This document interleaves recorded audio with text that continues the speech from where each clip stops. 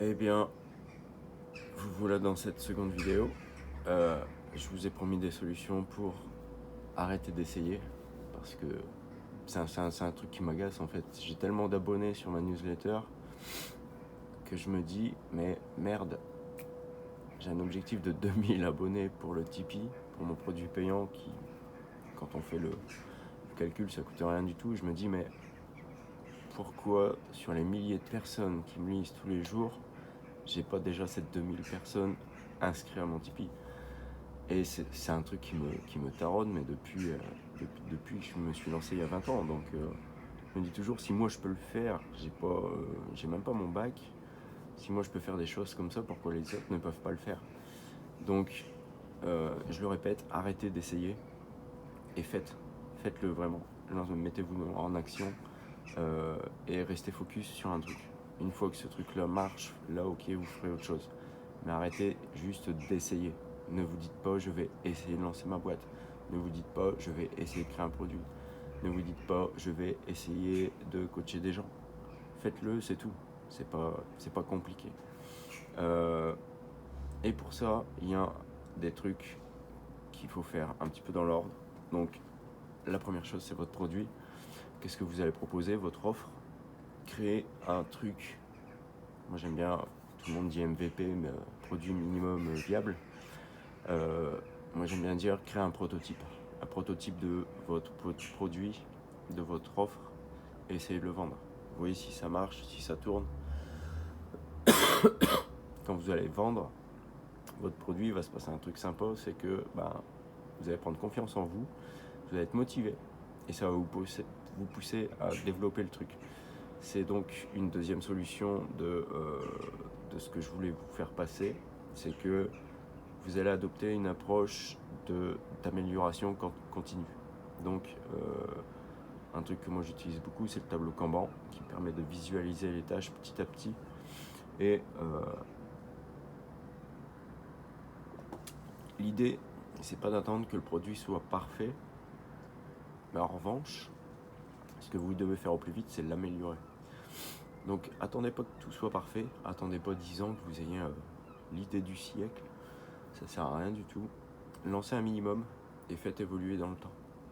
Si vous faites évoluer dans le temps et continuellement, vous allez lancer une première version et vous allez ajuster en fonction des feedbacks et vous aurez un produit vraiment parfait pour le client idéal. Ça, c'est vraiment super important.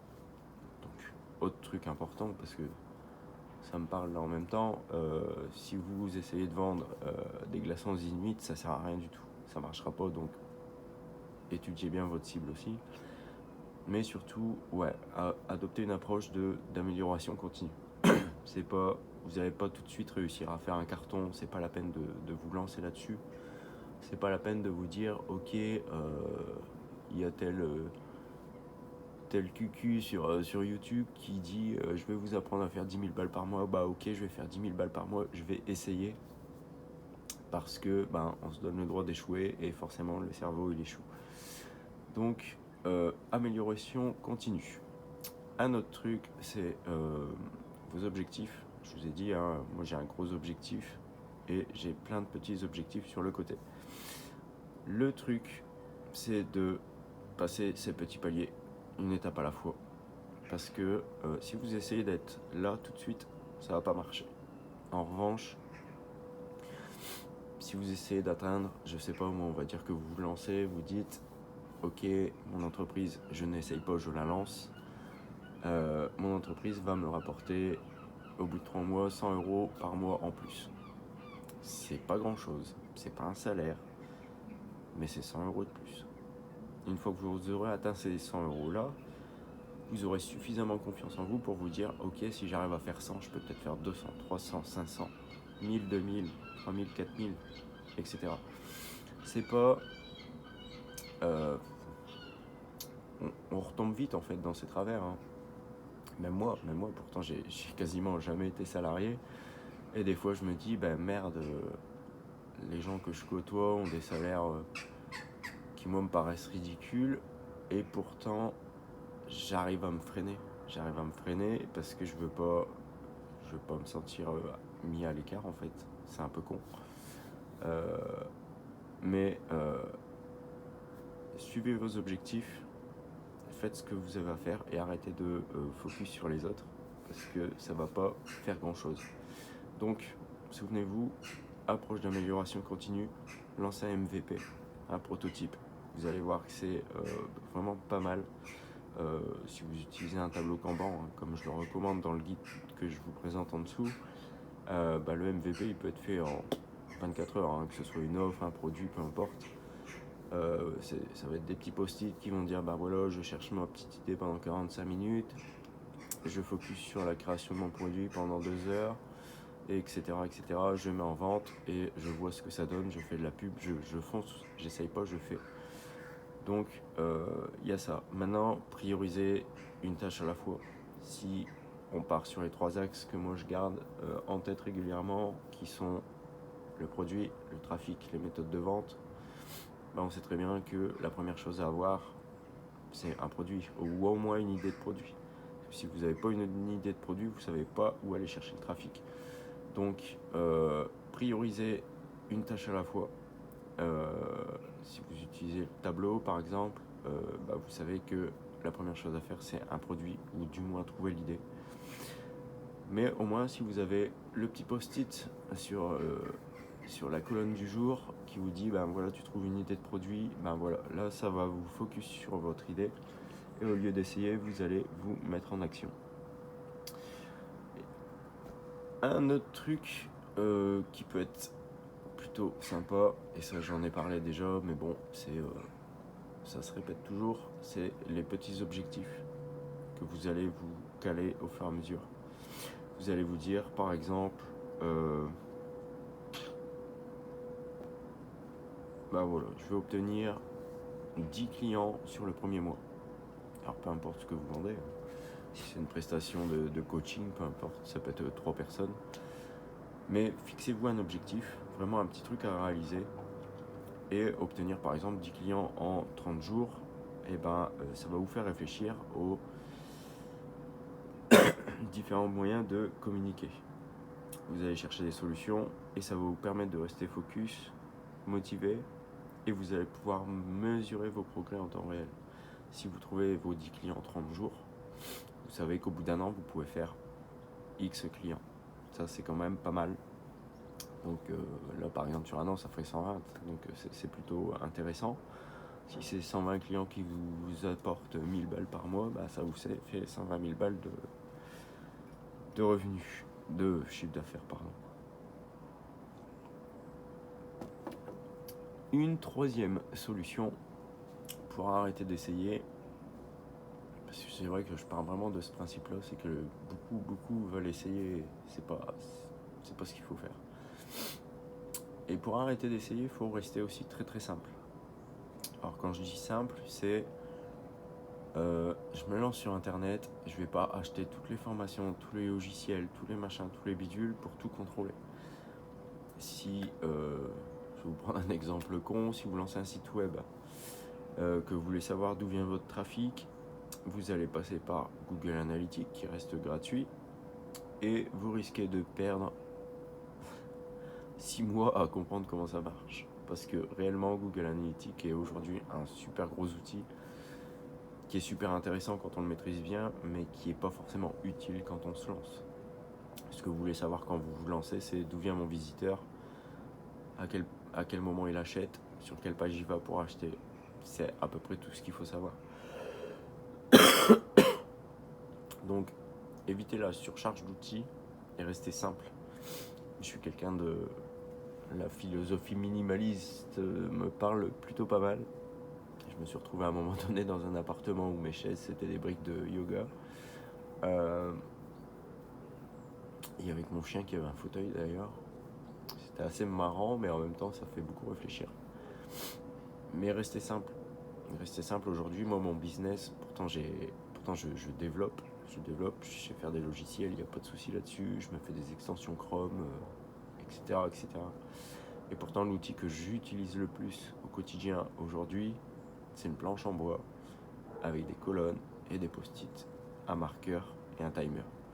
C'est mes seuls outils de travail aujourd'hui parce que j'ai fini par lâcher un petit peu tout le reste, parce que ça me consommait du temps pour des trucs qui finalement ne me servaient pas à grand chose. Donc vous n'allez pas dépenser non plus, vous n'allez pas investir de l'argent que vous n'avez pas dans des logiciels inutiles, ça sert à rien du tout. Et en ayant juste un tableau, ça va vous aider à vous concentrer sur l'action plutôt que sur la mise en place de ces outils-là. Donc restez simple, évitez la surcharge d'outils et gardez une certaine simplicité pour avancer. Et dernier point pour vous lancer réellement, toujours pas essayer mais vous lancer, c'est de réévaluer votre produit au fur et à mesure des feedbacks. Plus vous allez être attentif à vos clients, plus vous allez pouvoir améliorer votre produit. Et ça peut être utilisé sur votre tableau, parce que vous allez vous dire, toutes les semaines, au moins une fois par semaine, j'envoie un email à mes clients en demandant, est-ce que la séance de coaching t'a plu? Est-ce que l'outil, est-ce que mon logiciel te plaît? Quelle fonction tu voudrais voir? Quelle fonction te plaise moins? Est-ce que l'ergonomie est cool? Est-ce que c'est pas cool?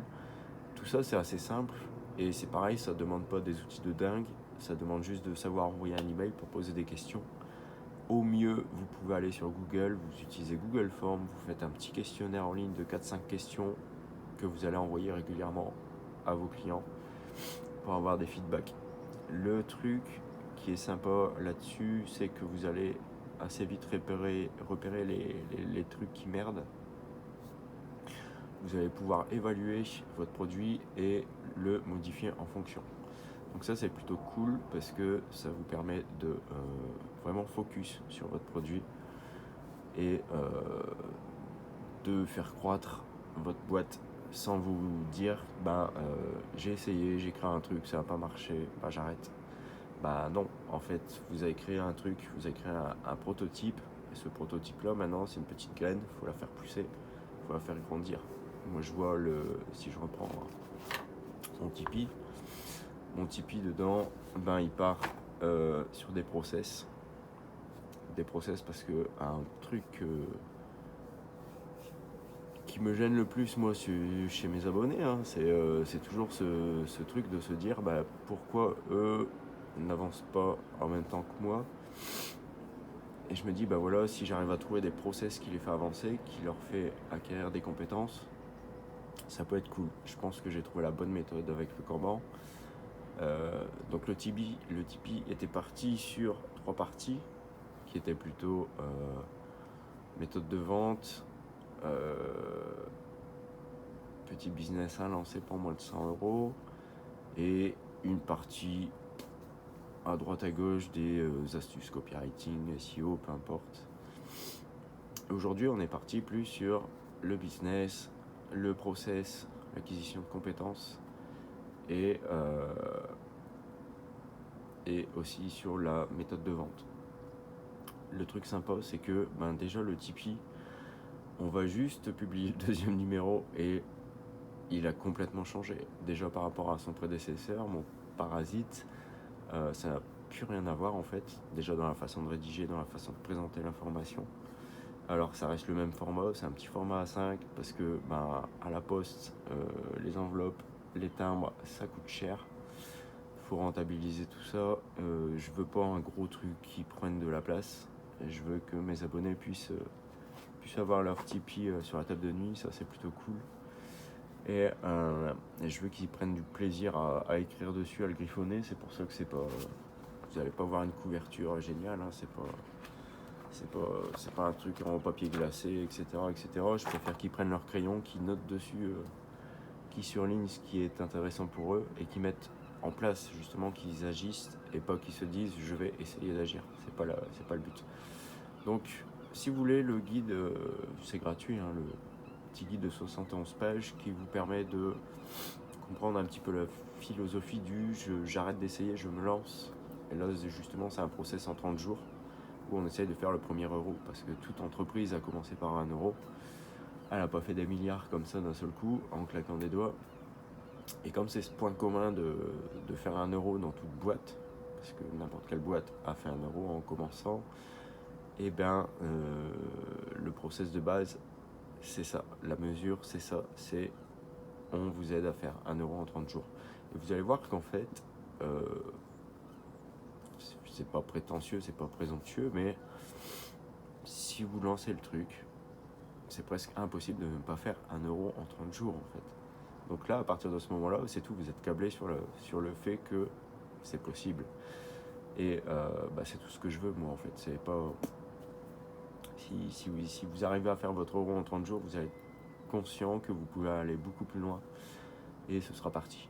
Donc téléchargez le guide et puis moi vous êtes inscrit à la newsletter, donc vous allez recevoir des petites infos tous les jours.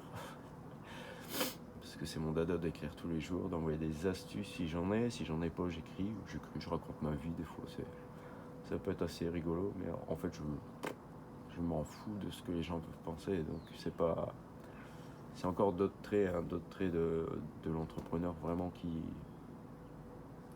avance et pas qui essaye d'avancer, c'est que on se développe au fur et à mesure, il y a des trucs qui se débloquent, mais tout se fait pas en un jour. Donc pour l'instant téléchargez le guide et mettez-vous en route, vous allez voir, ça marche plutôt pas mal.